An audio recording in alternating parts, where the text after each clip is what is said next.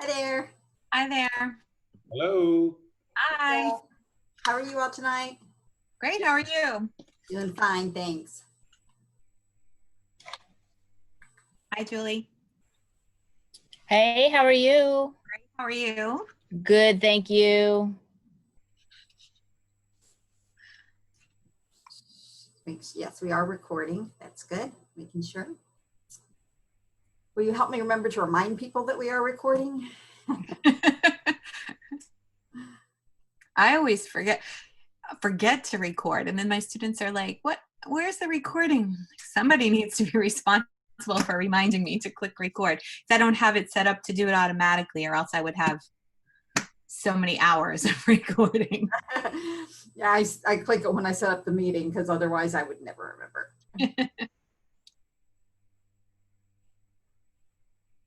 Is the committee small this year, Cindy? So far. Okay. Yeah, we're missing, I think, 8 members right now. Wow. Yeah. So are there any? Interested. Are there any that the board? How does a board member just recommend, or are they then voted on? I don't remember. Both, sort of. An application submitted, the board members review it and recommend it, and then it does go to the full board for approval, but there's not really any discussion around it. So are there any that are going up for approval by the board? That possibly one yet? I know we've had one application, and I haven't seen that it's been approved, but I can't see any reason why it wouldn't be. And okay. In fact, he's going to be joining us tonight because I went ahead and invited him and said, you know, if you're interested in just seeing what it's all about. Okay.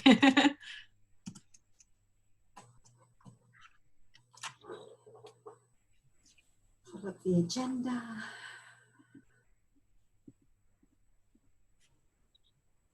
Yeah, when I looked at the agenda, I noticed that it was hard to believe that we're already at the beginning of another school year. I know those of you who are in the district probably feel differently than I do, but it's a little crazy. Yes, crazy. A couple more coming in.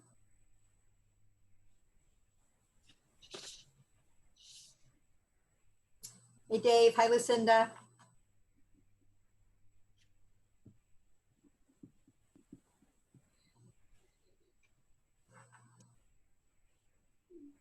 Hello, can you hear me? Yes, now we can hear you. There we go. All right, cool.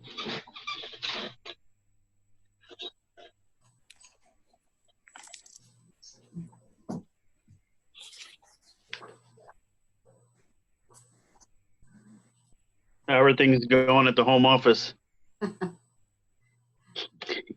Steady as she goes. Yeah, I can imagine. It's an adventure every day. It sounds like it.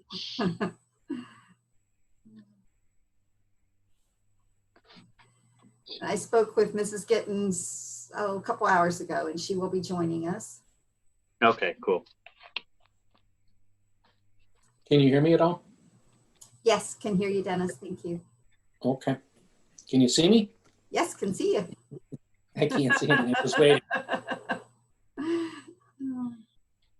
John, welcome to the meeting. Thank you, Cindy. How are you? Good. Glad you could join us. Thank you. I'm glad. Thanks for having me.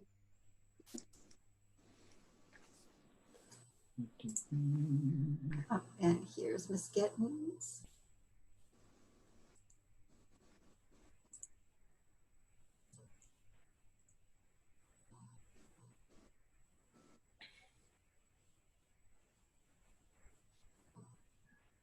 Hello. Hi there. Oh, you can hear me. Okay, I couldn't hear you. I can't see you yet, but I can hear you. Oh, I got my thing off. There I am. There you go. All right, I'm gonna turn my audio off.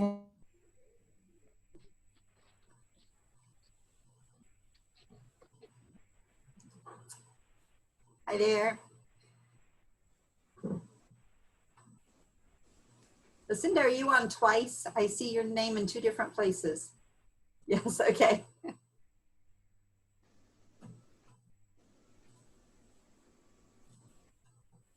Can't hear you. I'm trying to unmute you. There we go. Yeah, Just walked in, so I was able to get you off my phone and put you on my computer. perfect. All right. Well, it is, let's see, we got one more. Wait for Ryan to join us and then we'll go ahead and get started. Okay, I'm back. Cindy, all I see on my screen is just myself and it says waiting. What says waiting? I need to. It's just that there's a button that's just scrolling, waiting. We can see Join you without and video hear or you. join with video? Yeah, we see you and we can hear you. Okay, So you're good. okay. Okay. All right. So I think that's everybody. Attorney Dupre Bruno will be joining us in a little while to do our parliamentary procedure. But while we're waiting on her, we could go ahead and just get started. First, welcome to everybody. As Dr. Stork was saying, it's really hard to believe that the new school year has already begun. It has been just quite an experience getting ready for that and getting our schools ready and welcoming our students back in so many different ways. So it's been quite an adventure for us for the last few months and definitely for Say the the last few weeks. To say the least. It is. So first, let's just go around and do introductions. So I'm Cindy McClung. I'm the coordinator, the facilitator of this group for the staff liaison position. And my job is the director for continuous improvement, which means that basically I deal with strategic planning and a little bit of whatever else needs to be done as it comes along. A couple hours ago, I was working the COVID command hotline, so it just depends on what needs to be done at the moment. So we'll go ahead and Mrs. Gittens. Okay, and I'm Gwen Gittens. I think everybody knows who I am. I'm your board liaison this year. And hello to everybody. Some names some places I recognize and some are new, but hopefully we'll all get to know each other. And yes, to say the least, it's been an adventure during COVID to get school started.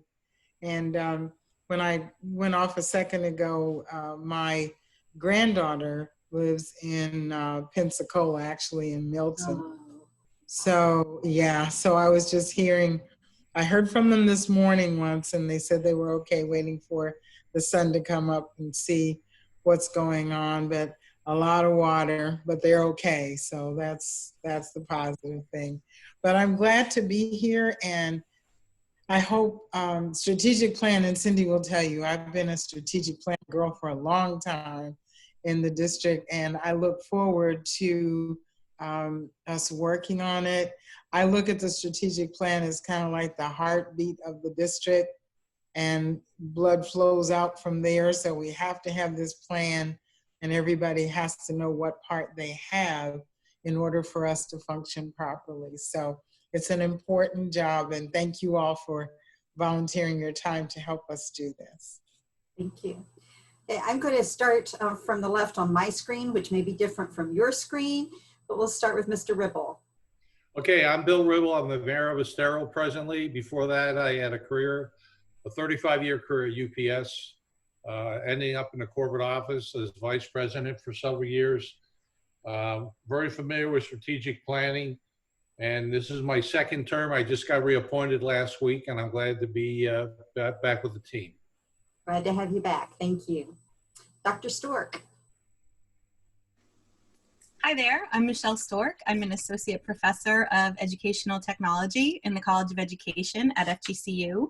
Although now it seems like I'm spending half my time teaching in the Ed Leadership program because that's what my doctorate is in, so that's fun.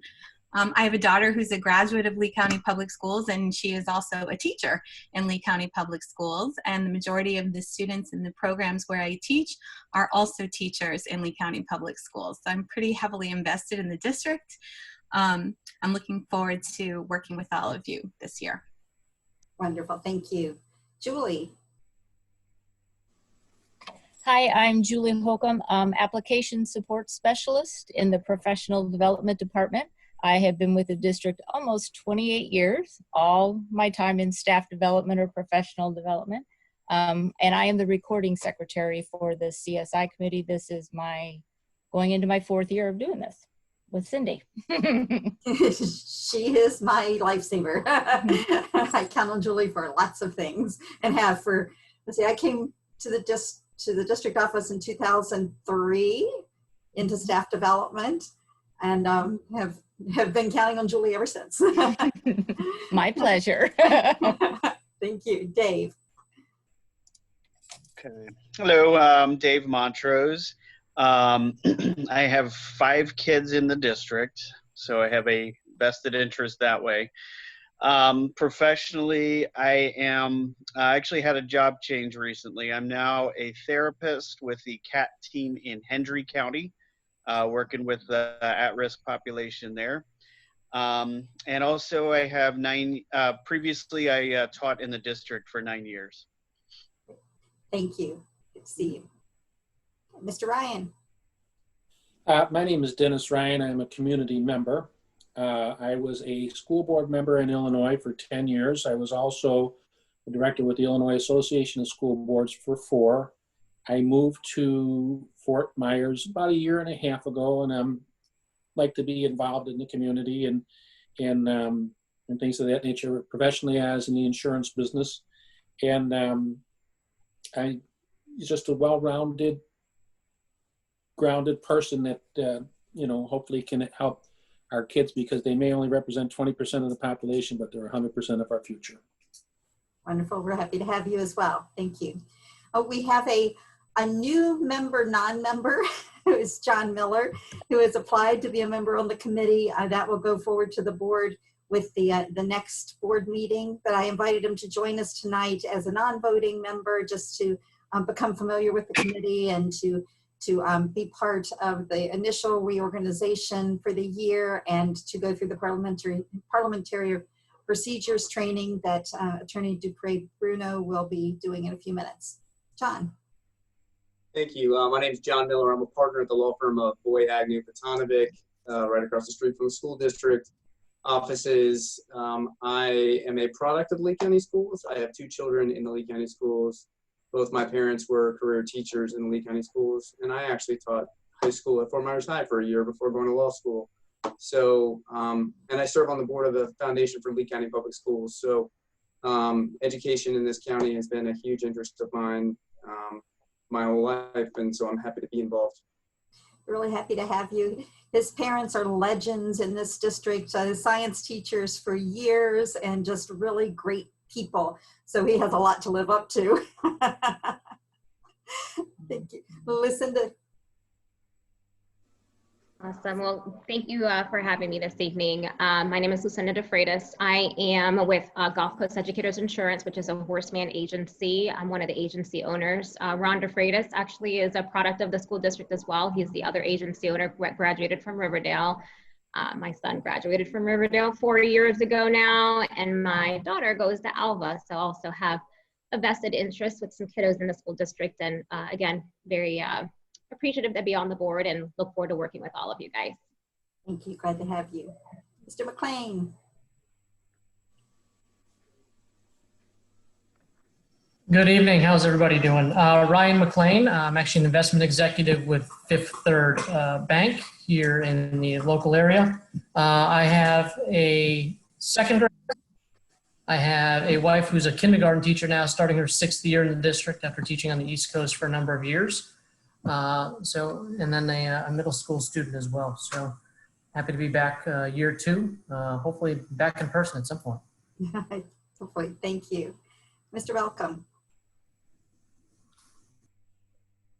Thank you very much. Warren Balcom. I'm with the Lee County Economic Development Office. I'm Director of Partnerships and Entrepreneurial Activity.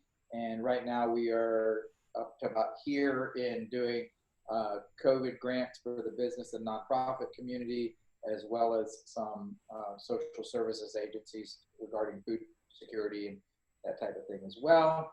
Still trying to keep involved in the various partnership programs with industry associations, the district, and some other just day-to-day operations, so I don't have to learn all over again when this starts winding down.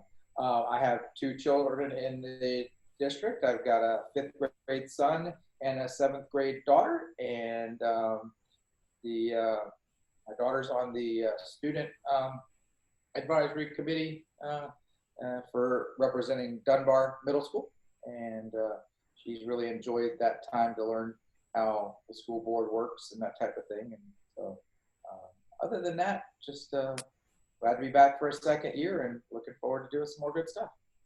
Thank you. Thank you. Glad to have you back.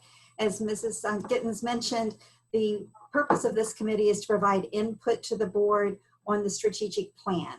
So tonight, before we finish our meeting, we'll review just real quickly some of the pieces of that and talk about what you might want to have some input on for the rest of this year as we meet on our monthly meetings.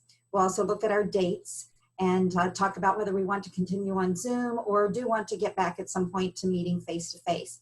So it is the driving force behind our district and how we meet the needs of our students. I had 2 children who came through the system, proud graduates of North Fort Myers, once a red knight, always a red knight. I'm really happy to say that they are both now graduates and paying their own rent, so I'm a happy camper. My son graduated from Florida State, and my daughter graduated just this past spring from FGCU. So it's exciting because I know they got a great education here, and you know it helped them as they move forward with their college careers and now out paying rent. So that's just wonderful. So we have one more important person to introduce this evening, and this is Kathy Dupre-Bruno, and she is our board attorney, and she will be doing some training with us this evening to prepare us for making sure that we follow parliamentary procedure as we have our meetings. Attorney Bruno. Thank you very much.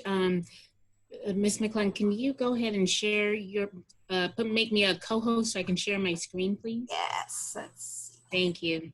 Hi, everyone. I'm Kathy Dupree-Bruno. I'm the board attorney for the Lee County School Board, and it's my pleasure to meet with you and just kind of give you some parliamentary procedure tips, because Robert's Rules of Order is how you will conduct the business pursuant to board policy, and also talk a little bit about sunshine and some other things that are really important. So I'm going to go ahead and share my screen. Uh-oh. Not letting you? Yes, I'm here now. Okay, great. Can everybody see? No, I'm going to try something on my side here. I'm going to X out of something here. You're showing up now. Your PowerPoint's showing up. Okay, wonderful. All right, so board advisory committees. Before we even go to the regular policy, I did want to point out that there is a board policy 1.19, which talks about the board's belief in community engagement, and that's where our board advisory committees stem from. And then we go to board policy 1.20, which is actually the policy that creates all of the different advisory committees. And the committees are there to assist the board, to provide some input, give them advice, give them some support on various topics that they may bring before you, and just kind of give them some guidance from a community perspective on the various topics. And you guys are about, Cindy, I just messed up. Bear with me, everyone. I'm so sorry. I gotta go back. My apologies. All right. It's been a very long day, so bear with me. So one of the things that you guys do have a fiduciary duty in that you can't use your membership in the advisory committee for any type of personal benefit for yourself, a family member, an employer, or anything like that. So just keep that in the back of your mind. And then to become a member of a committee, you're appointed by the board. One thing I do want you to note is that if you miss 3 meetings, then you will be removed from membership. And somebody asked me, like, when does that start, the count of the 3 meetings? Does it start over the summer, January, February? It starts in September. And then your appointment is for 2 years. You are required to attend meetings between September and April, and you will also need to have a chair and a vice chair. The committees will interact with the school board through quarterly reports. And sometimes, as I stated, there may be a very specific subject that the board will like for you to address, and you will provide that kind of guidance or advice during those quarterly meetings as well. All of the committee meetings are videotaped and can be accessed through YouTube. You are required to have public comment during your committee meetings. And because of the fact that, of course, you're being videotaped and this is a advisory committee and you're following Robert's rules, we do ask that you act in a professional decorum at all times. The good news is that in order for you to have your meeting, no quorum is required pursuant to board policy. Again, you will have some interaction with the board. You do have Ms. Giddens, who is your board liaison, and the recommendation is that the chair meet with the board liaison to discuss the agenda prior to the meetings. And if you have any, to have that open dialogue with your board liaison. They're the ones who are connected to the board, and they can give you some guidance and advice, and you can give them information, and you guys can have an open flow of discussion.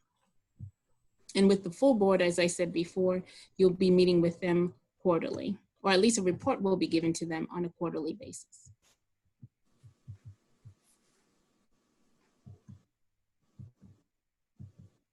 And we're gonna skip to your committee. So the committee, the CSI committee that you're involved in is really important because you help the board with trying to find and figure out and give them guidance on components of the strategic plan. And that is what is the guiding force of the school board, is a strategic plan in the future, where we want to be, what are our goals, what are our objectives. So as a advisory committee, you are subject to what we call the Sunshine Law. And the reason that you're subject to the Sunshine Law is because you actually will give advice to the board. If you were just a mere fact-finding committee, you may not be involved in, you may not have to deal with Sunshine, but because some of the things that you will be given, the recommendations can be acted upon by the board, that makes you subject to Sunshine. And so what does that mean? That means that your meetings have to be open to the public, and they have to be properly noticed so that the public knows that there is a meeting that they can attend. All of your meetings must be written down. So you must have minutes of all of the meetings. And those minutes will be available to the public for inspection at any time. Now, board policy says that with the exception of a quorum, everything else that you do must be aligned with Robert's Rules of Order. And Robert's Rules is very, very important because that helps you have a professional meeting. It helps you be very goal-centered and oriented, and actually allows you and facilitates you being able to actually conduct substantive business. It protects the rights of the minority while it allows the majority to decide. Anything that you do should be done through a motion. Any type of action that you want to take should be done through a motion. So how do you do that? Well, you get the chair to acknowledge you, and then you will say, I move that we do X and X. I move that we make the recommendation to the board of Y. The motion must then be seconded. And then once it's seconded, the chair will go ahead and restate the motion so that everybody understands what is on the table, what is up for discussion. So the chair would say something like, it's been moved by so-and-so and seconded by so-and-so that we make this recommendation to the board. In a formal way, Robert's Rule will have you say, are you ready for the question? But you don't necessarily have to use those words. You can say, at this time, are you ready for the debate? Are you ready for discussion on the motion? Now, when you are discussing your motion, remember that the person who actually made the motion is the first person to speak. Make sure that you are acknowledged by the chair to be able to speak. So that's called taking the floor, asking for the floor, obtaining the floor. And the chair is very important in this as well, because the chair has to make sure that everybody has an equal amount of time to speak, so that it's not one person that's dominating the conversation. So you may want to sometimes make time limits on everybody's ability to speak, and make sure that you try to go pro and con. So the person who supports the motion, then there may be somebody who questions or has a problem with the motion, then maybe somebody who supports the motion, so that the members can have a broad spectrum and a good overview of everybody's opinions on the motion. The other thing is, make sure that when you are discussing your motion, that you stick to the motion, the merits of the motion, what is germane to the motion. If you do that, you'll avoid going on tangents and these side conversations that may not actually get to where you need to do or where you need to be with regards to the motion. Let's say that you want to close the discussion, and I'm going to go through that in another slide a little bit more. I'm going to go through that. So courtesies during debate. You know, one thing that's really important, obviously, is to listen and be respectful to each other. Respect each other's time. Be mindful of how long you're talking so that the chair hopefully doesn't have to come in and cut you off. So just kind of be professional. Courtesy to each other is always a good thing. Again, stick to the topic of the motion. And a really good tool is sometimes we can have some heated discussions. And so how do you prevent those discussions from becoming personal, or how do you prevent them from getting too hot? One of the things to do, one of the tricks, is to address it to the chair instead of addressing it to the individual member. That helps to avoid making it a personal issue or bringing in personalities into the discussion. If you just address the chair versus the board members, and also if you try to be as formal as possible, that seems to help. And I did it again. Let's see. Yep, I can go back. Okay. So how do I if I feel like, you know, this person's been talking for 5 minutes and this person's been talking for 10 minutes, I really think we need to limit the debate and maybe make it 2 minutes per person.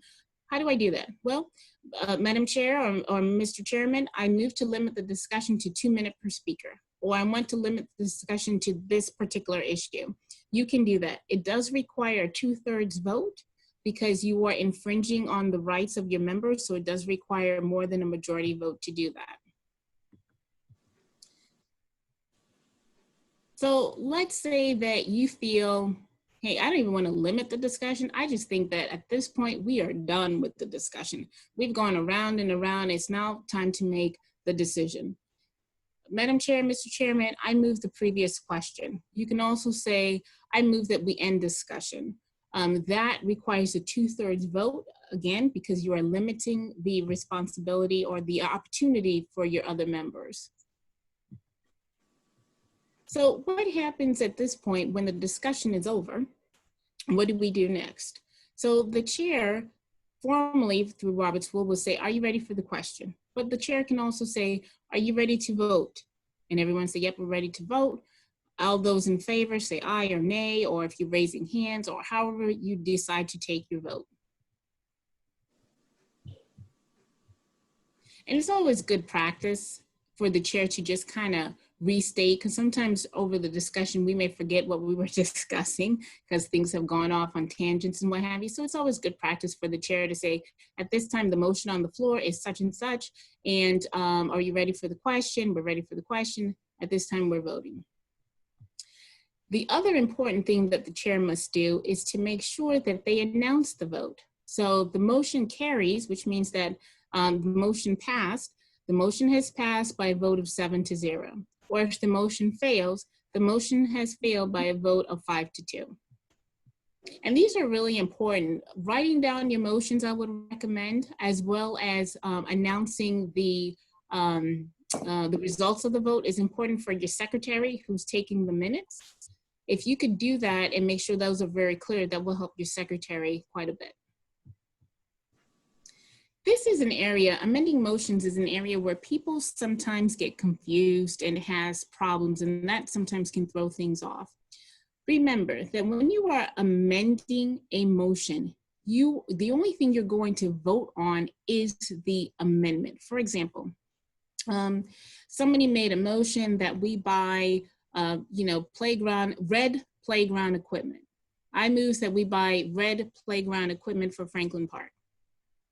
somebody says, well, I don't know if I want to have red and make it that specific. Can we remove the word and say just playground equipment, Madam Chair? I would like to make a motion that we amend the motion by striking out the word red. Or I would like to make a motion that we add the word red. The only thing, and that does require a second, but the only thing that you're actually voting on is the word red, either to add it or to delete it. You're not voting on the main motion, not yet.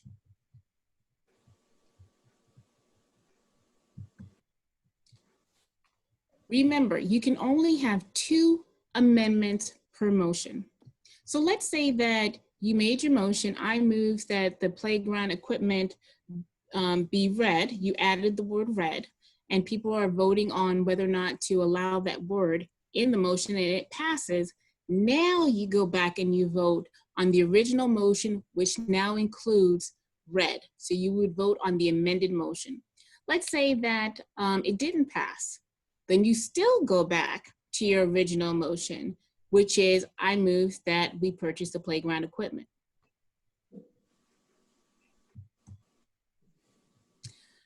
I don't think I want to really buy playground equipment. I think I would prefer to buy some books and maybe some educational toys for the kids. So, Madam Chairman, I want to substitute the motion for, instead of saying, motion to buy the playground equipment, can we just do a motion to purchase books and toys for the kids? That's a substitution, and you're allowed to do that, and it does require a second, and it must be voted on.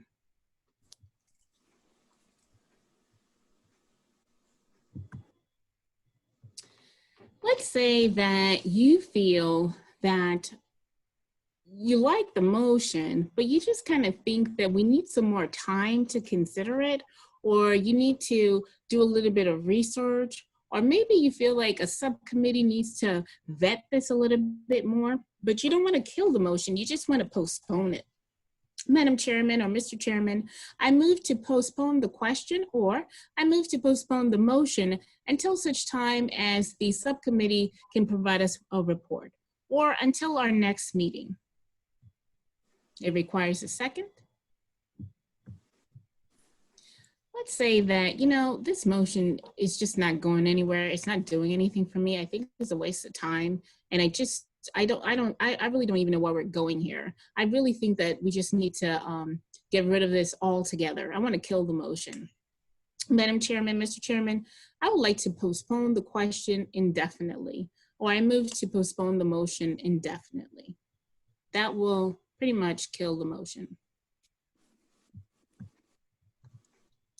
Let's say that you're in a meeting and you made a motion to get the red playground equipment, and then you heard your colleagues and they're discussing why yellow is better or purple is better or blue is better, and then you realize, you know what, I think I kind of agree with them. I don't even know if we really even need to have this playground equipment. I want to withdraw my motion. You can do that. Madam Chairman, Mr. Chairman, I move to withdraw my motion, or I ask permission to withdraw my motion. You're in the meeting, and then all of a sudden you notice that your chair is completely not following the agenda, is on item number 3 when we should be on item number 1, or item number 10 when we should be on 5, and it's just, everything is just not in cohesion. There's a problem with the order. Call for the orders of the day. Let's get back to our approved agenda. Let's get back in order.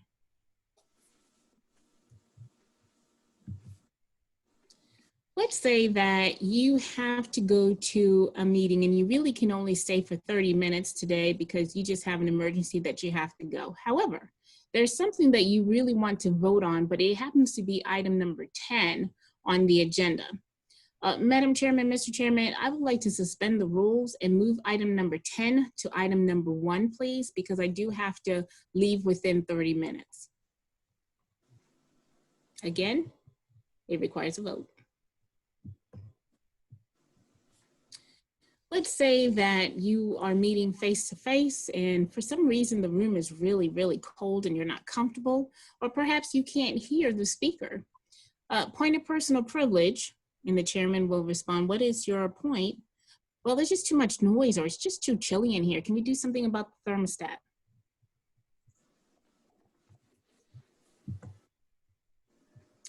Well, your meeting has kind of crumbled into some chaos. And now people are arguing back and forth. We're not even talking about something that's related to the motion. We're talking about something that I had at the last meeting that really doesn't have anything to do with this meeting. And everybody's just talking, and there's just no order. Point of order, point of order. I rise to a point of order. Let's get this back on track. And then the chair is supposed to make a ruling. Your point of order is taken or not taken. We're not following the proper rules. Let's get us back in order. Well, you have a very complicated topic and you're not quite understanding something, or during the discussion, some fact comes up that you're not quite aware of, or perhaps you just have some questions about it that's a little bit more than what's in the discussion. You need to get into a little bit more nuts and bolts. Point of information. Can you please clarify what you meant by this? Or can you please repeat that figure that you said? Or can you please give us an example of this point that you made? Point of information. You know, I don't think we have to have a second on this motion. I think it's one of those motions that we don't need one. Or perhaps, didn't Kathy say that we needed to have 2/3 vote in order to stop the discussion? I think we need to have a point of parliamentary inquiry. What does the rule say? What does Robert's rule say? Somebody please explain us and make sure we're doing this right. I think tonight, I believe you will be doing your nominations. So I believe that Ms. McClung will be assisting you with that. So you will go ahead and do your nominations, and then at some point, you know, get all the nominations, and then at some point ask if there are any further nominations. If there are not, move to close the nominations. And then if you only have one candidate for a particular position, they can be elected, or they are elected actually by acclamation. Again, the chair is responsible for running the meeting and making sure that the meeting is run smoothly and adheres to the rules. It is really the chair's responsibility to ensure that Robert's rules are being followed and that you guys have a smooth process in your discussions and in your actions. The chair poses the question again, or the motion, so that everybody understands. If you need help with forming a motion, I don't really know how to say this, but this is what I'm trying to do, you can ask, the chair should be able to guide you on the wording of your motion as well. The chair, if the motion is out of order, you know, we're not talking about this right now. This was something we talked about last week, and we decided that we're not going to do this. So your motion is out of order. That is the chair's responsibility. And then, of course, the chair is the one that moves the motion forward for debate and discussion, processes the votes, and announces the results of the vote. You know, I said point of order, but the chair continues to go off tangents and is not really controlling the meeting, and he denied my point of order. I'm going to appeal the decision of the chair. Yes, you can do that, and you don't need a second. You explain why you disagree with the chair's ruling. You can speak one time, the chair can speak twice, and then it is brought to the members for a vote. Good of the order, that's part of the agenda. And it's basically when you have an opportunity to make observations or comments for the good of the body. And sometimes if there's something that has happened that was offensive to the body, you can address it at that time as well. And that is my presentation. Any questions? Pretty straightforward. Thank you. I've done this so many times before. We appreciate it, especially when we think back to last year and remember that we got this via phone that was set up in the middle of the room, long distance from Miami, and it kept cutting out. So this was wonderful. This was very good, and you were very pleasant doing it. So I warn you now, it will be the same presentation next year. Well, the good news for us is the conflict resolution you went over, we've never had to use that. We all seem to be very civil on this committee, so that, Good, good, that good. our board members are picking the right people. Good information. And I will say you got a great staff liaison in Miss McClung, so he's really good with that. So that's awesome, wonderful. Well, everyone, if there's no further questions, I'm going to go home for the evening. I wish you guys good luck and enjoy yourselves, and bye-bye. Thank you. Thank you very much. Appreciate you being here this evening. Thank you. Okay, so that gave us a great deal of information, and hopefully we won't need to use most of it, which that's always a good thing when it comes to looking at points of order and all of those different rules. So we'll go ahead with Mrs. Gitten's presentation, her report from the board, and then we will, our next step after that will be the election of our chairperson and our vice chair. So as Ms. Gittens has giving her presentation, just kind of keep in the back of your mind who you might like to nominate for chair and vice chair. Ms. Gittens. Okay, well, this is my first time on here, so like I said, I'm glad to be here. And basically, I look at the strategic plan, like I said, it's kind of the overarching that touches all the areas of the district. So as we are going through and doing our work on this committee, we are kind of charged with making sure that we have ideas and thoughts and ways just to make the district better through our strategic plan. And as far as what I have to bring to you this evening, well, the elephant in the room is the reopening of schools, of course. And I do want to say that if anyone has any questions for me, if I have an answer, I will definitely give it to you. At this point in time, this is our second week of school, and there have been a lot of wins and a lot of hurdles. And last week, the parents were given the opportunity from the 31st of August to the 11th of September to make any changes that they wanted to make. For example, if you chose Leave Virtual and you found out that just really isn't working for my child, then you had an opportunity to contact your school and to change that. And we had a lot of kind of confusion because of the number of choices we had, and a lot of people were confused about the Leave Virtual and the Lee Home Connect. And the confusion that they were both, bless you, they were both on a digital learning. But the Leave Virtual is basically another program that is run through the district, and Home Connect meant that you were connected directly with your child's school, and they did classes with teachers in that particular school. So there were a lot of things to work out with that and leveling off our numbers, and I think we're well on our way to doing that now.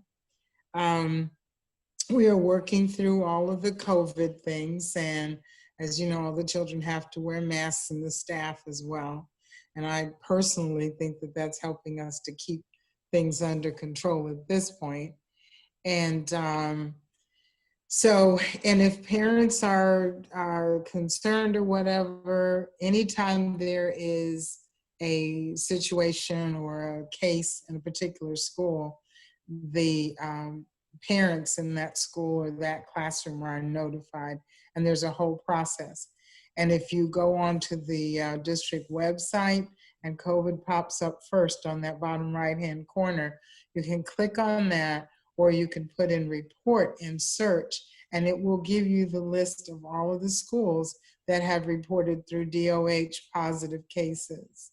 So the parents are notified, DOH is notified, and actually we have a liaison at the state that is notified as well. So a lot of moving parts, And one of the things that I keep telling people that I'm not sure everybody is aware, when we were doing the distance learning back in March and then through the summer, we had the grab and go. And that's where kids can come, parents can come to the school and pick up meals for their kids. We still have that. And it's on Tuesday and Thursday. They can go, if your child is doing Lee Virtual or Lee Home Connect, you can go to a school, and the list of the schools that's doing it is on the website as well. So please spread that word that parents can go and pick up meals for their students that are not face-to-face in school. So we still have that going on, trying to feed our kiddos. I have no idea, like anybody else, when everything's gonna settle down and kind of even out, but we're doing our best. A lot of kids are, like I said, coming back, and some are going face-to-face, and so we're in kind of a time of change right now. But if you know a teacher, and some of you mentioned that you were teachers or you have relatives that were teachers, and I have started a campaign, Hug a Teacher, because it is not easy being a teacher these days. And so just make sure they know that we truly appreciate all that they're doing, and the staff as well. If you ever want to make sure you know what is really going on, I always tell people to go on YouTube and watch our briefing meetings, our workshops, and our action meetings, so that you are abreast of what it is we're doing at this point. So later on, after we get through electing our officers and all, and we are talking a little bit more about the strategic plan, I do want to talk about the communication of the community and parent involvement. I've been with the district since 2003, and that has always been the bane of our existence, to how do we get the community and the parents involved in what we're doing, because it does truly take a village. So that's one of the things that's near and dear to my heart. Not that the rest of the strategic plan is not, but that one has kind of always been something. And I spoke with Cindy today, and she'll talk about one of the ideas that we have to bring in some more information to you, and to listen and gather information from all of you as to how we can make that happen. And I'll talk a bit more about that when we get into the strategic plan. Are there any questions on anything that anyone has? No? Okay, and if you do, you know where I'm at. Send me an email or give me a call. All right, thank you. Thank you, Ms. Giddens. I realized that I skipped over our meeting norms, so I wanted to go back.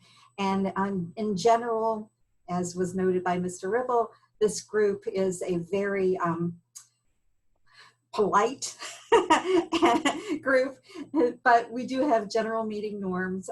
Basically, we begin on time, we end on time. If it looks like we can't end on time, then the chair will stop and say, you know, it appears that we're running late. Do we have agreement to either, we have agreement to continue for X number of minutes, or we have agreement to stop the discussion at the regular time and continue this next meeting. With Zoom, we have a few other norms that we are not, if you've been doing this for the last 4 months, so if you have a job, you've been doing this for the last 4 months, so you know, I have a really hard time remembering to mute myself when I'm not speaking, and then to turn it back on when it's time. So we try to do that. We try to you know, be as professional as possible when we're having the Zoom meetings, just as though we were here in person. So I believe that covers the general norms. Are there any questions or any that you would like to add to those? Oh, no, I know what I forgot. Listen respectfully. Bill Ribble here. Can you hear me? Yes, sir. Okay, I just have a question as far as who should be here tonight that's absent or it's missing, just so. Well, no one. Everyone who is here is the committee as of right now. We are short many members. We had several members whose terms expired at the end of last year, and our board members have, in fact, they even mentioned at a board meeting that they're having difficulty getting people on committees. I believe when you look at all of the committees together, we're short somewhere close to 20 committee members between all of the different committees.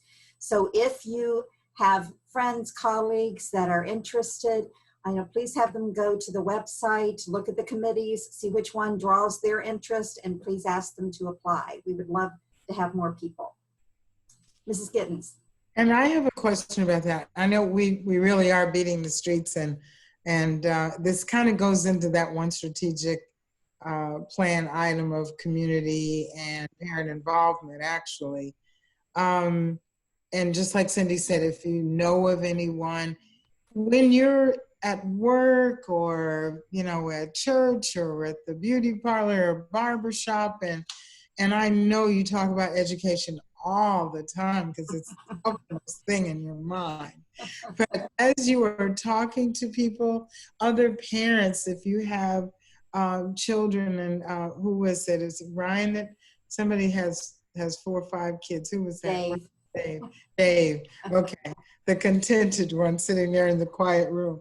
So when you're talking, you know, when your kids are having play dates or talking with masks on, of course, talking to their friends or their parents or whatever, just happen to mention the committees and happen to mention how important it is to be involved. Hey, to be involved and have a voice. That's the thing, is to have a voice. We have a lot of people that sometimes don't feel like, you know, well, what do I have to add to this? Well, if you have a child in the system, for one, or, you know, just appeal to them. And we had a discussion today we had a special meeting, and one of the things was doing Zoom meetings. And honestly, we have had an uptick in attendance in some meetings, some groups, because of the Zoom. Because and how do you guys feel like that? Do you, to me, it's easier, simpler. You know, you go in your corner or whatever and you do it, and then you're home, you're fine. So how many people feel that you like, I mean, not constantly, but that it, you know, it kind of works for you? And maybe, you know, you can give some comments about that. Okay. Because we're kind of spread out all over the district, it is a good thing to, I just plugged my computer in and all of a sudden the light came on. But just please think about that, and please think about spreading the word to anybody that you might see that has either children or doesn't have children, retired people. We love to have their experience to come and be a part of the committee. So please keep that in mind. Thank you. Any other questions or comments? Okay, so at this time, I will accept nominations for the chairperson for the 2021 school year. Yeah, I'd like to make a nomination, if I may.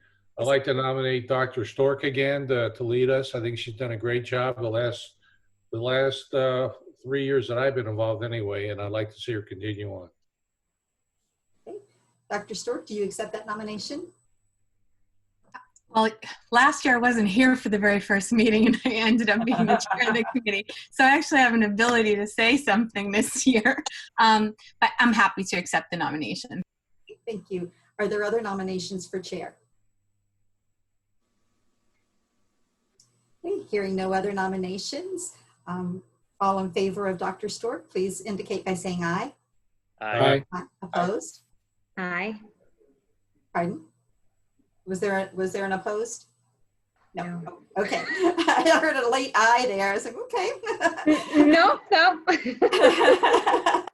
Thank you. So now accepting nominations for vice chair, and the vice chairs would control the meeting, run the meeting if the chair is unable to attend, or if the chair had to step down, then the vice chair would move into that position. So I have nominations for the vice chair. And you can nominate yourself. If And you I was just going to say, you can self-nominate if you're interested.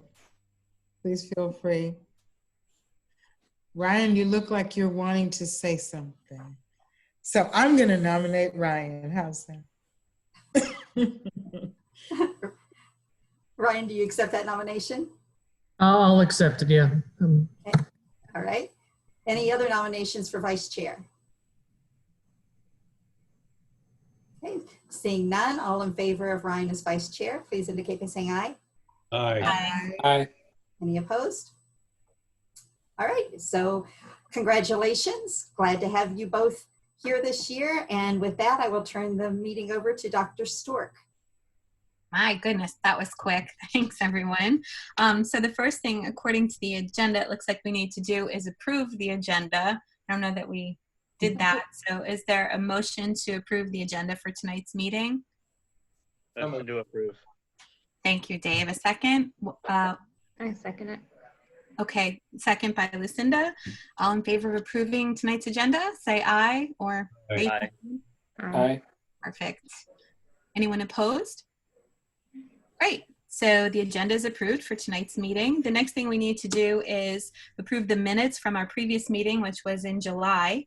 Not that long ago, really. Do I have a motion to approve the minutes from our July meeting? I'll make the motion. Okay, Bill, a second. I'll second Dennis Ryan. Thank you, Dennis. So all those in favor of approving the minutes from our July 2020 meeting, please say aye. Aye. Aye. Anyone opposed or abstain? I think I heard everybody's aye. So, okay. So our minutes from July 2020 have passed. So the next thing we have on our agenda for tonight is public comment. Cindy, did you receive any public comments prior to the meeting? Okay. And I don't No, see. I did not. And that's one thing that I did not explain, that while we are meeting via Zoom, there is a notice posted on our website that indicates the date and time of the meeting and instructs anyone who would like to have public comment or would like to attend the meeting, because the meeting is open with or without comments, to please contact me for the link, and then we'll send the link to them and they have the opportunity to attend. Okay, great. Thanks for clarifying that. So it doesn't look like we have any public comment. The next thing on our agenda is to establish our priorities, meeting dates, and venue. Cindy, I'm not sure what order you wanted to do this in. Established priorities probably will be our longer item. If we wanted to take a look at the meeting dates, there are some tentative future dates that Cindy has provided us in the agenda. Hopefully you all can see those. I don't know how you want to do this, but it's the third Wednesday of the month, with the exception of the March meeting, which would be spring break. So we may want to consider changing that one. Also, please note, we do not meet in December, and that was noted in the policy as well. okay. So do we want to take a look at these? Does anybody have any challenges with meeting on these Wednesdays every month, using the dates that are in the agenda? Dates look fine with me. This is Warren, and I looking over the agenda earlier, they look fine to me. This works fine. As far as the March 17th date, that is a 5-week month. There's 5 Wednesdays in that month. So since it's spring break, I was thinking maybe move it to the 24th. So that would still leave a month before the next meeting, and not, if you move it forward to the 10th, then put the 2 meetings closer together. Okay. Anybody else have anything they want to add to the conversation about the meetings? I know I am not technically a member yet, but I have 2 other boards that meet on the 3rd Wednesday of the month. So it makes it difficult. I actually had to cut a board meeting that started at 5:30 short to be here for this one. So it would be difficult for me to make a standing meeting on the 3rd Wednesday of the month starting at 6. Okay, Cindy, I'd like to have your input on that, because I know you try and coordinate these with other committees, so we don't have people, we don't have several committees meeting the same night at the same time. So I didn't know if you wanted to add anything to that conversation. Well, we're the first one to meet. Oh, so we can pick first. And plus with Zoom, if we continue to meet via Zoom, that's not as important because the reason we had to move it so that we weren't conflicting with other meetings, meeting face-to-face, is the lack of equipment for recording. So as long as we're meeting via Zoom, that really isn't going to make much of a difference. Okay, I will just add that I took for granted, we all know what happens when that happens, but I took for granted that we would continue to be meeting on Wednesdays using these dates. So I teach online and I have synchronous meetings with my students. And so I've scheduled those for Tuesday evenings and Thursday evenings so that I wouldn't conflict with Wednesday evening CSI meetings. So depending on the date we pick is going to determine whether I'm available.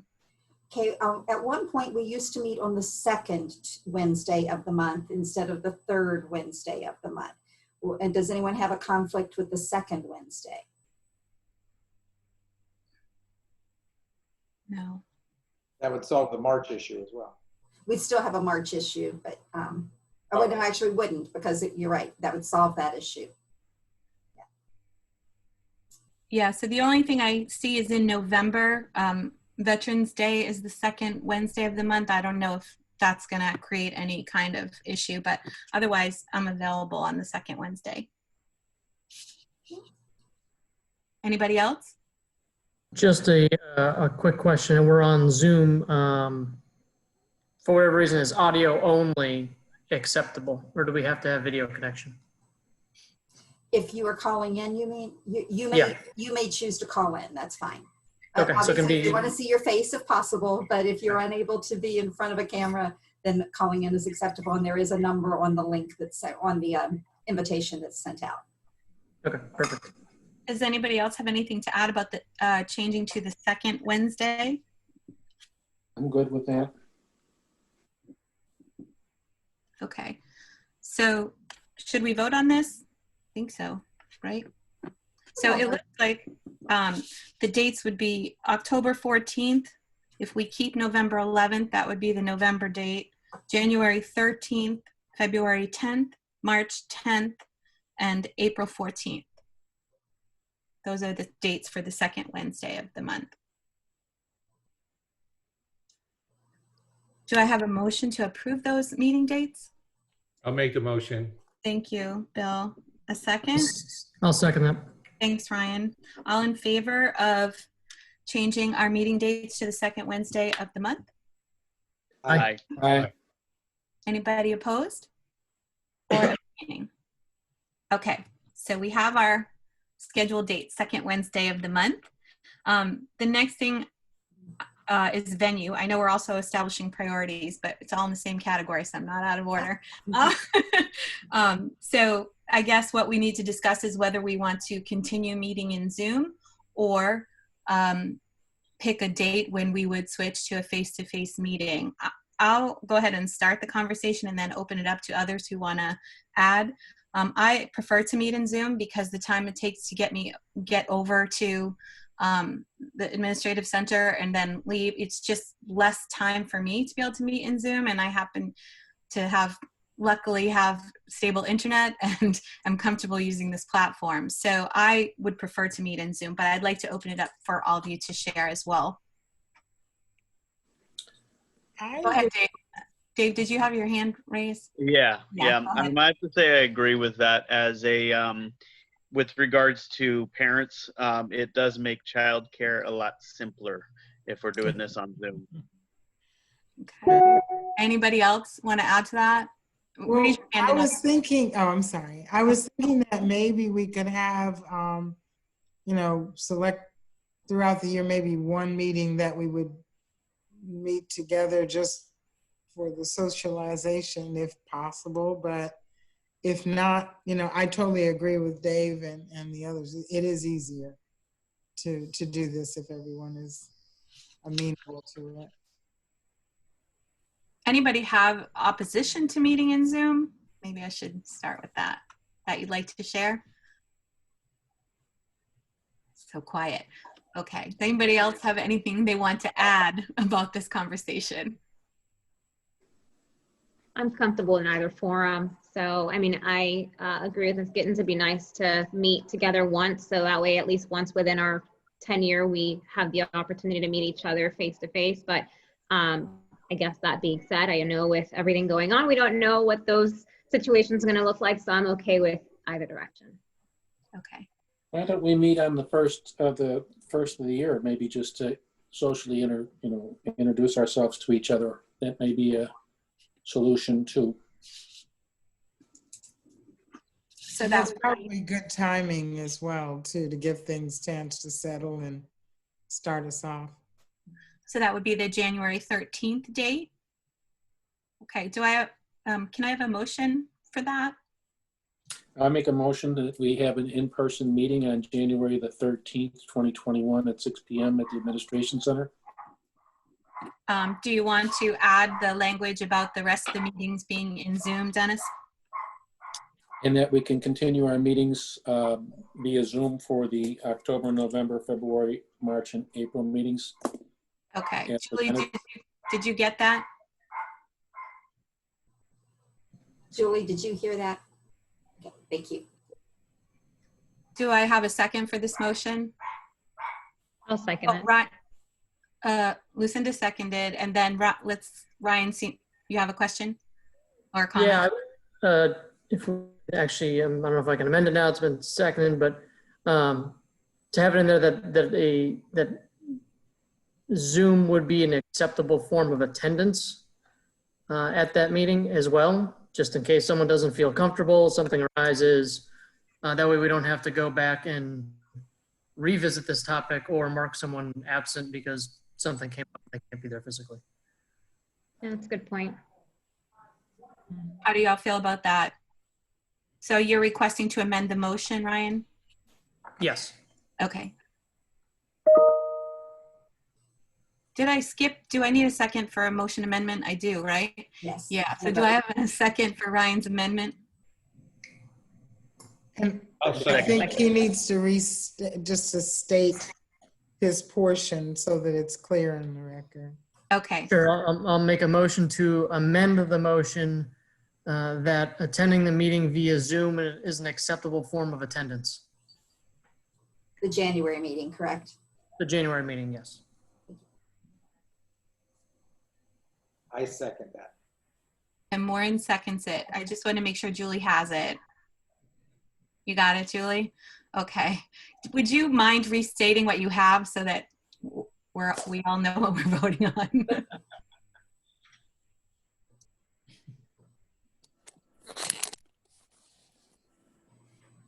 Do you want them all together or you want the amendment separate? Let's do it all together.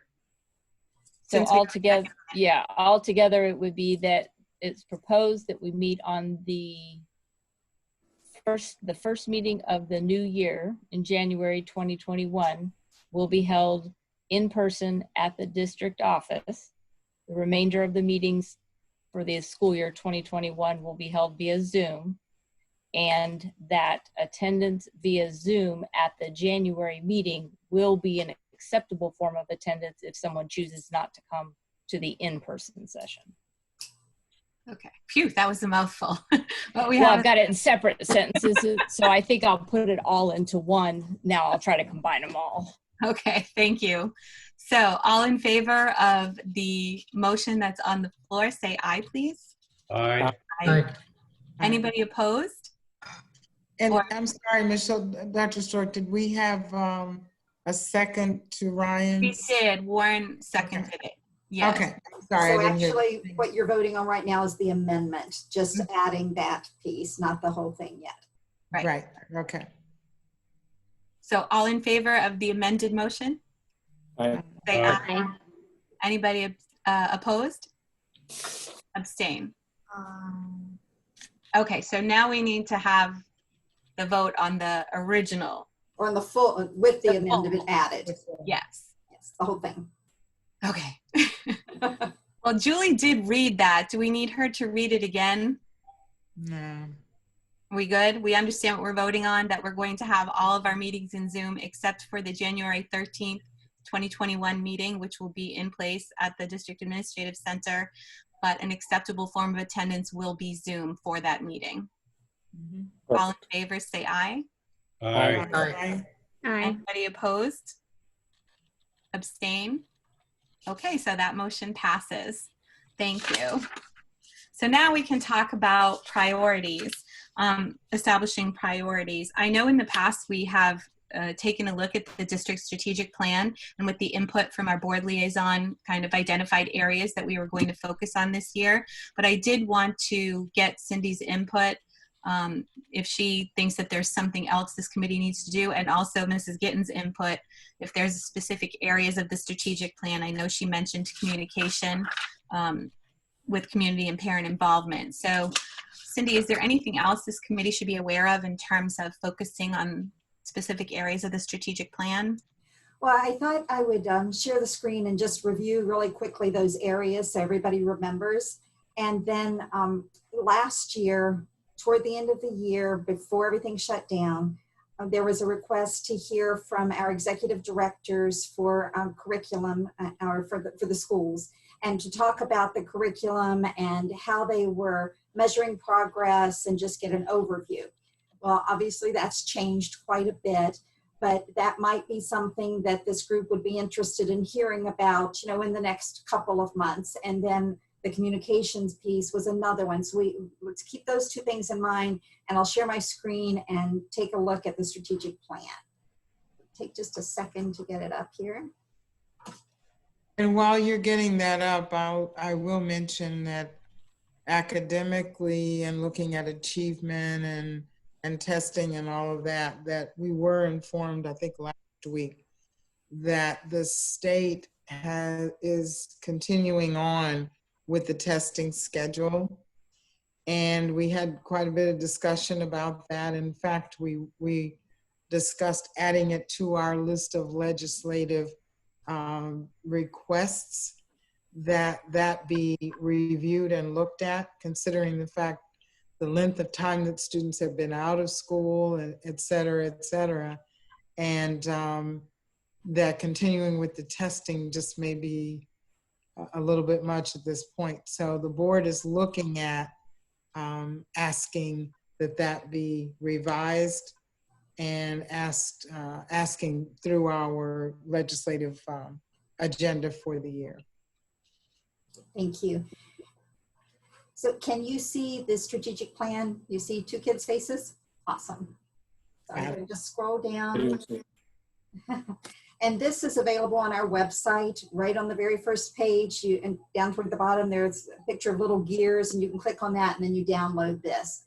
So this shows just the areas of our strategic plan, our mission, vision, and values. And then a couple of years ago, we changed our strategic plan to focus on one priority, which is student success. And we talked about how important it is that many things contribute to that success, but that when you have too many priorities, people aren't sure what your one priority is. And our community and our strategic plan advisory committee made it very clear that student success was the priority. And notice that it says student success, not academic achievement, because academic achievement is only one piece of the student success. So there's a description about what success really means. And to us, it was mastery, and to our community, mastery of core subject matter, social, emotional, and foundational skill development, and district sustainability. So the importance of each of the areas is highlighted on the next page, where it gives a little description of each of those. And from those, we talked about success factors. What does it take to make that happen? And this is where the family and community engagement piece comes in. If we are going to be successful, we need to engage our family, our community, our business members in the success of the district. Our workforce needs to be successful. They need to have the support, the resources that they need. And then we need to be a continuous improvement organization so that we're always looking to get better each day.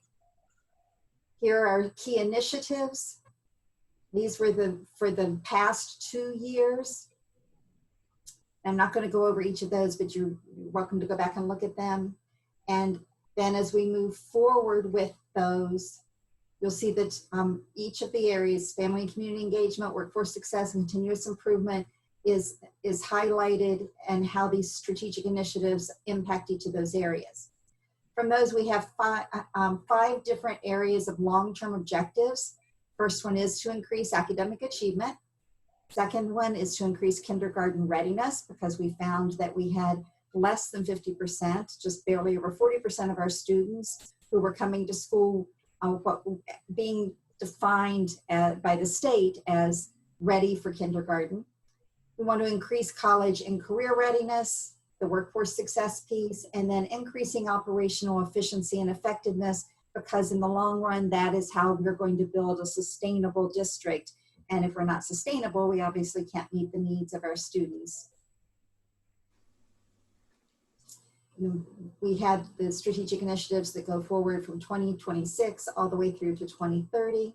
But these are the ones here, 2021 through 2025, that we're putting the most focus on this year. So increasing that focus on meeting the needs of the whole student, that is extremely important right now. We have so many children who have not had that support at home, with schools being closed down. And as they're coming back, it's very stressful for students who are face-to-face. It's very stressful for students who are at home and possibly don't have the supervision that they need. We've talked about the availability of food for our students. So there are a lot of stressors in their lives right now and in their parents' lives. So this becomes even more important than it has been in the past, making sure that we're meeting those social emotional needs. Making sure that that instructional alignment, again, wow, this year, 3 different models. So how do we make sure that we are aligned and that students are all receiving an equal education? And how do we make sure that our students who don't necessarily have the same resources as others, that we're meeting those needs? Continuing to foster a culture of high performance. Okay, I'm going to brag a little bit on this group, this team. This summer, when things went crazy and things literally changed every single day, the team came together. The chiefs met every single day. We had pandemic team meetings every single day, looking at what's changed today, how's that going to impact our ability to open schools, and what do we need to do in terms of safety and health procedures in order to make this happen. And the curriculum that was put together, the online teaching that was put together, the safety protocols that have been put in place over the last few months, it has just been a monumental task, and this team did incredible work. So to be able to continue that culture of high performance in this type of a situation really shows what this district is made of. And then that obviously transfers into the classroom, because when teachers see what's expected and what can be done in the face of overwhelming odds, that goes right into the classroom, making sure that those students understand that they have high expectations as well. Focus on physical and emotional safety. We just talked about that, how big that is right now. Expanding key technological innovations. Oh my gosh. Making sure people have the hotspots, doing the safety and security around the technology, being able to teach in ways that many teachers had not taught before. Continuing our focus on business and community partnerships. This is going to be huge as we move forward, making sure that we have the support and the partnerships with our businesses and our community members. Realigning divisional structure resources. There has been such cross-divisional work this past 3 months. It has just been incredible, and really has given us some ideas of how some things may need to be restructured a little bit, just to make sure that people understand how to bring it together in a more cohesive model. And then continuing the deployment of systemic processes, systemic and systematic.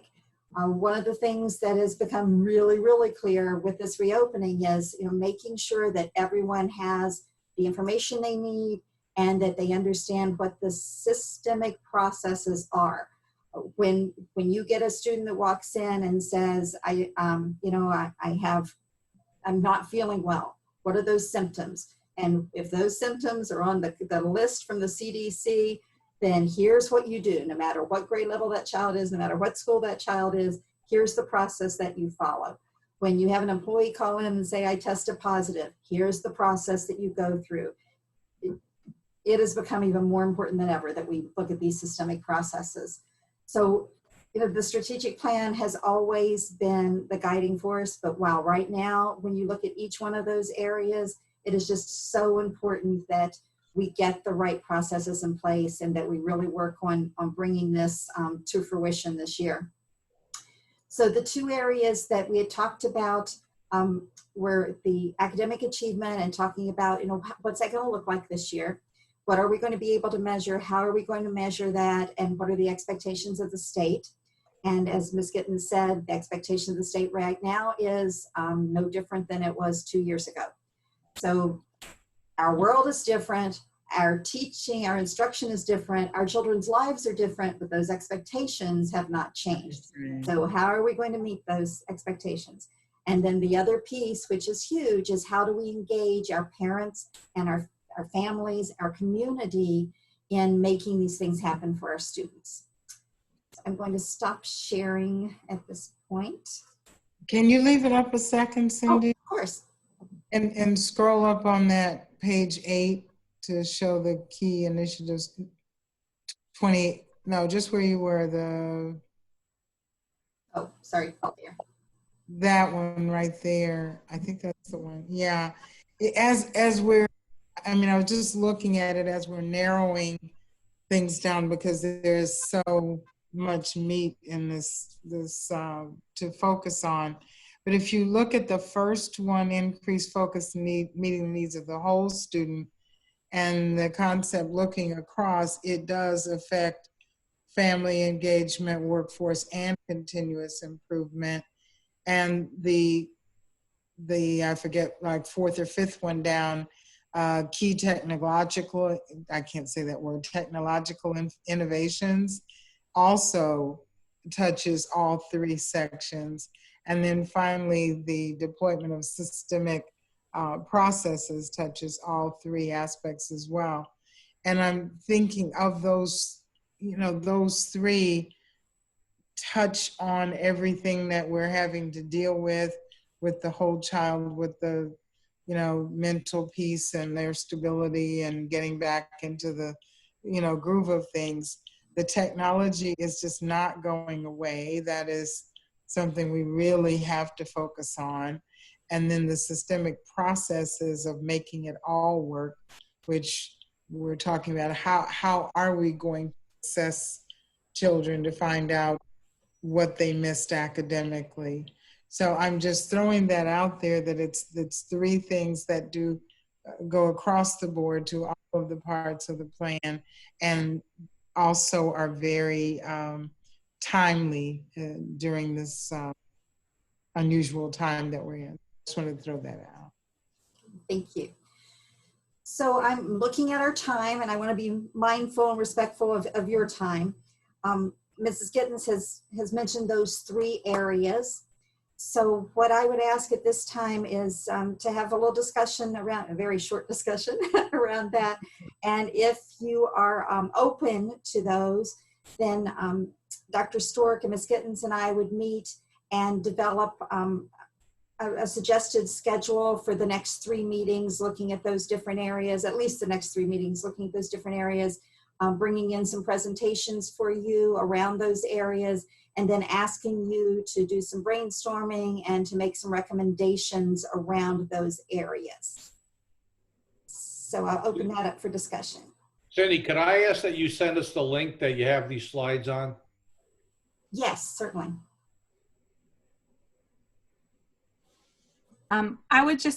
I think it's a great idea for us to take a look at those 3 sort of broad initiatives that Mrs. Gittens mentioned and schedule presentations. It might be nice too if we were to take, you know, specific pieces of each of those 3 areas, because even just the first one, whole child, is really broad, right? Mm-hmm. So if we could, you know, focus on something specific, maybe that the board is interested in, or, you know, that this committee could really kind of get a little more granular, because that's a big topic. Just that one is a huge topic. And so it might help the committee a little bit if we had a more specific focus within each of those 3 big areas. Can I just add then very quickly, one of the things that we are talking about and mentioned today is about communication. And communication is really, in my mind, I'm very, very, but like an overarching piece to all of those things, especially like family engagement.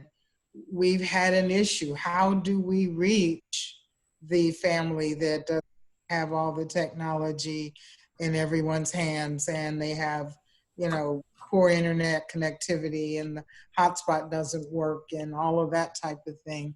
So that communication, as it relates to that, as it relates to technology, as it relates to achievement. So, I mean, it's just a thought to kind of bring it into focus.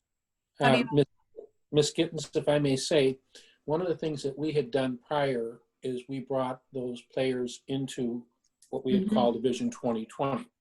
And so we had our state legislators, we had our community members, we had our PTA and school moms, and also groups that we had for diversity to all come together and put a plan together, because everybody was working separately.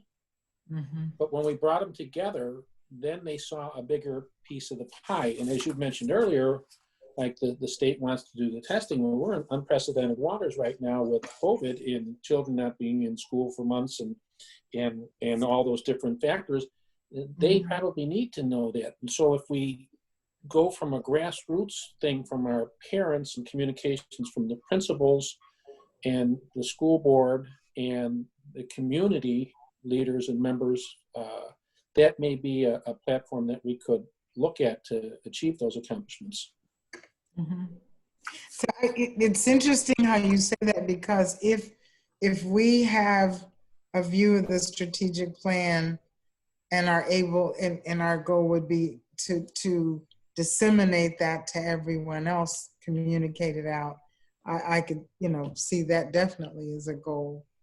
We understand it, but does everyone else?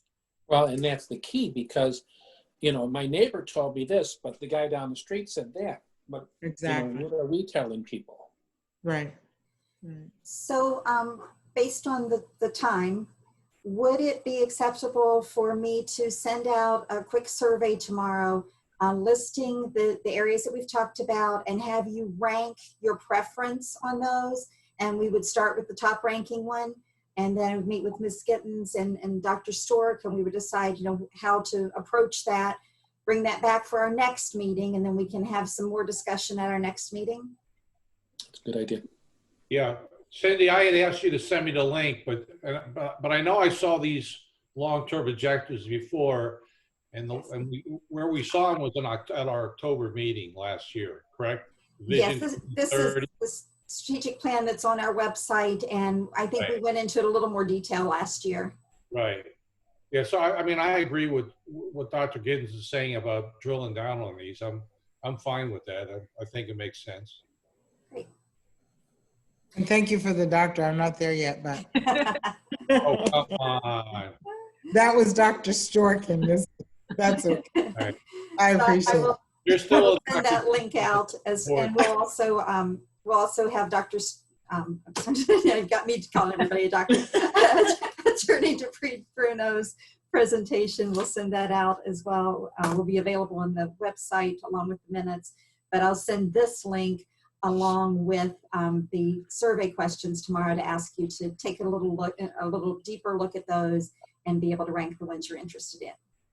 And Cindy, can I say one thing, Mr. Miller? If you can contact me, maybe we can talk about, you know, possibly how we can configure to still have you on and not miss as many, you know, meetings since you have conflicts. I know you did mention that, and we didn't. I appreciate that, Ms. Giddens, but I think the change to the second Wednesday of the month will accommodate me perfectly, and I really appreciate the board being willing to be flexible on that. Awesome. Thank you. So the next, looks like we're pretty close to the end of the meeting. So does anybody have anything else that they would like to add for the good of the order?